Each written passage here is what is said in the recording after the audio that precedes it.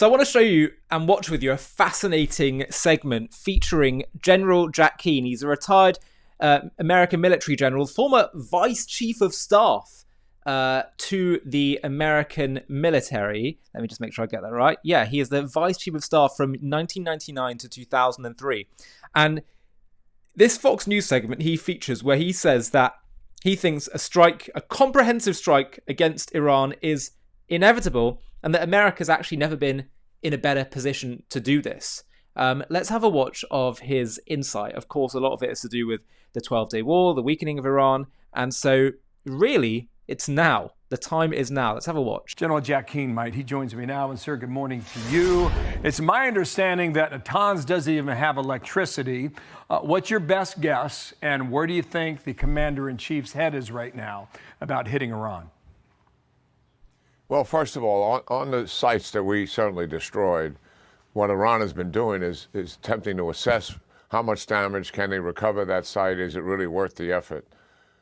Also publicly reported, we know they're looking at another site that we did not hit. It was not a nuclear site, so they can actually develop new capability at that site. But we're tracking all of this. The Israelis are tracking it, and we're tracking it. And believe me, we're not going to let them get too far advanced any place without having to either, one, they voluntarily stop work through negotiations and agree to a substantive deal, or two, that it would be on the target list in addition to a very comprehensive target list if we do conduct a military operation, which I do think we will. Okay, we just got a 2-minute warning to the president, so we might get interrupted here, sir. I want you to listen to Steve Witkoff, is on with Laura Trump on Saturday, My View with Laura, and this is what he said about the nuclear capability. Watch the wording now. Within a week, he says, they could be. Watch. They've been enriching well beyond the number that you need for civil nuclear. It's up to 60%. They're probably a week away from having industrial grade bomb-making material. And that's really dangerous. This is something that they have to stick with until they prove to us that, they can behave.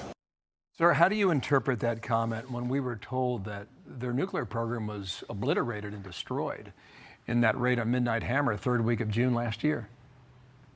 Well, I don't know what the basis for that is, but certainly if that's the case, that there still would be months away. Getting actually to weapons grade is 90%. To go from anything north of 20 to 90 doesn't take that much time. But listen to what the absurdity of all this. They sit across from our negotiators and say, we are not building a nuclear weapon. The enriched uranium you need just for civil nuclear power is 3 to 5%. And they are way beyond that, and they have sites buried underneath the ground. But yet, they lie and lie. So why would we ever agree to a deal with these people when we know they're lying to us right now?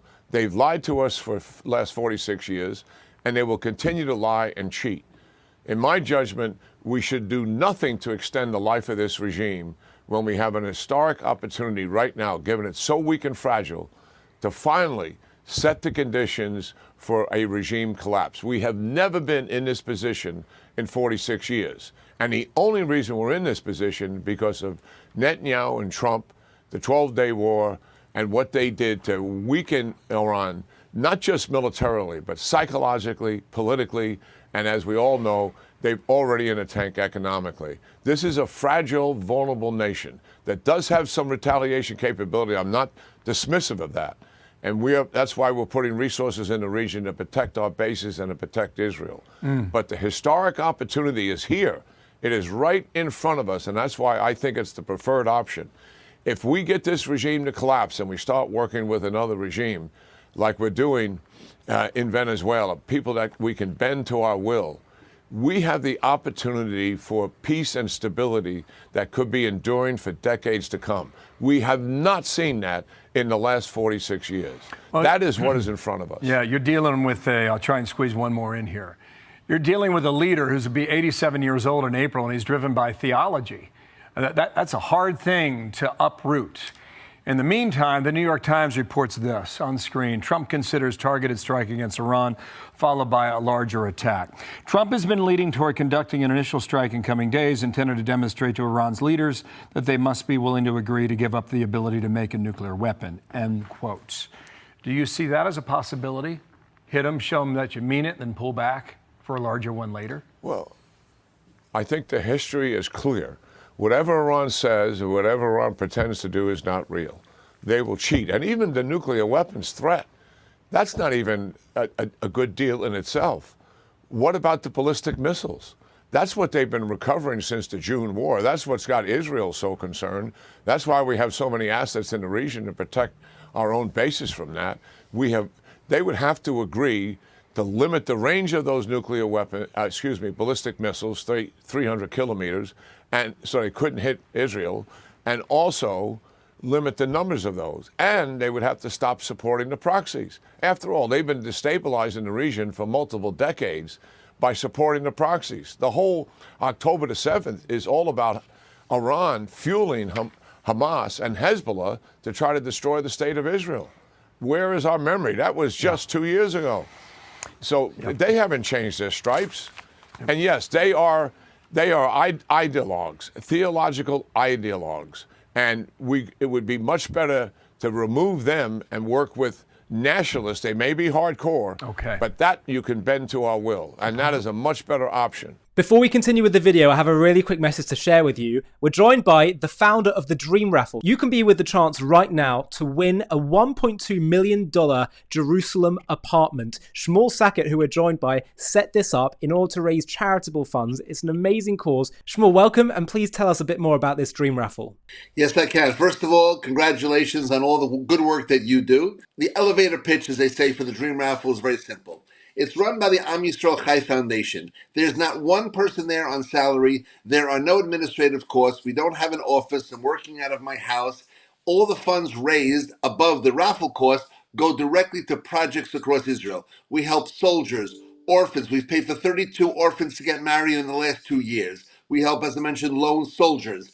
We've helped plant over 700,000 fruit trees across Israel. We bought a brand new ambulance, armored ambulance for the city of Sderot. I just donated 280,000 shekel to the city of Emmanuel for emergency medical equipment. They're setting up a trauma unit.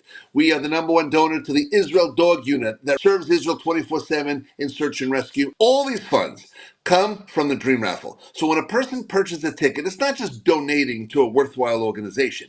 It's donating to the organization and getting a chance to win a $1.2 million apartment. That's called win-win. It's a raffle you can't lose. There you go. You heard it from Shmuel. Click the link below in the video description. Support a great cause and be in with the chance to win a $1.2 million Jerusalem apartment. So there you go. Really strong words from the former Vice Chief of Staff to the US Army. And I think he's right that on top of the fact that they are ideologically driven and therefore they're always going to be a problem, a security threat, they're always going to be causing all this regional terror and beyond, they also are at such a weak moment. So surely this is the moment where they really should seize the day. Now, I'm sure if you haven't already seen, there's all these kind of reports that actually the US military buildup in the Middle East against Iran is the largest since 2003 right now, which of course was when you had the invasion of Iraq.